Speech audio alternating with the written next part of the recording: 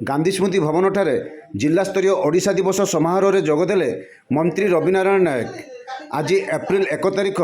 बालेश्वर गांधी स्मृति भवनଠାରେ पूर्वाह्न 11टा समय जिल्लास्तरीय 91तम ओडिशा दिवस समारोह 2024 पालन हो जाइछि। एही अवसर में मुख्य अतिथि भाव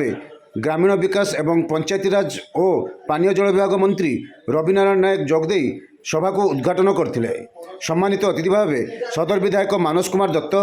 सदर ब्लॉक अध्यक्षा सुनीता बेहेरा, जिलापाल सूर्यवंशी मयूर विकास, अतिरिक्त जिलापाल सुधाकर नायक, अतिरिक्त जिलापाल राजस्व हेमंत सिंह, जिला परिषद मुख्य कार्यनिर्वाही अधिकारी संजय राउत, अतिरिक्त मुख्य कार्यनिर्वाही अधिकारिणी डॉक्टर मधुस्मिता सामंतराय प्रमुख जोगदे ओडिशा दिवस में समस्त को शुभेच्छा जणाइबा सह स्वतंत्र ओडिशा प्रदेश गठन में प्रमुख भूमिका ग्रहण करथिबा महापुरुष माननकु प्रणाम करथिले।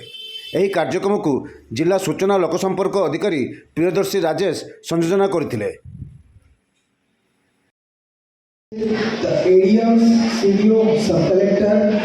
ब्लॉक चेयरपर्सन कि गत काली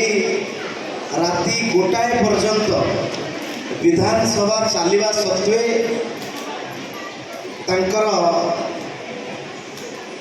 अंगीकार बद्ध को देखी राति सारा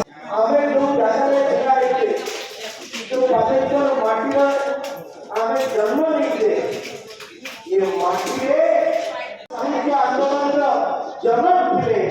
आज जो उत्कल दिवस आम पालन करुचे, जो स्वतंत्र भाषा भित्तिक प्रदेश निश्वास जो प्रदेश को से स्टेट रो फ्यूचर निश्चय बहुत ब्राइट रहे और हमारे ओडिशा का नुआ जनरेशन अक्रॉस द सेक्टर जैसे ओडिसी डांस हो निजर अंचल रे कर्म भूमि भाव रे काम करिवार अवसर देले आउ निजर अंचल रे मते जहाँ को हिंदी रे कहा जाए गोद नहीं ले तो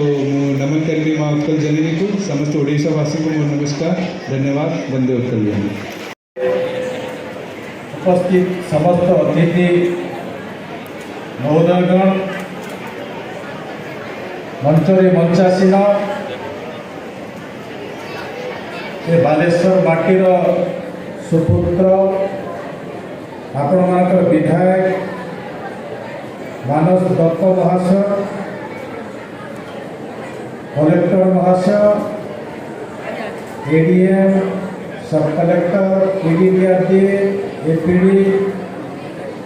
महोदयगण, चेयरमैन महाशय उपस्थित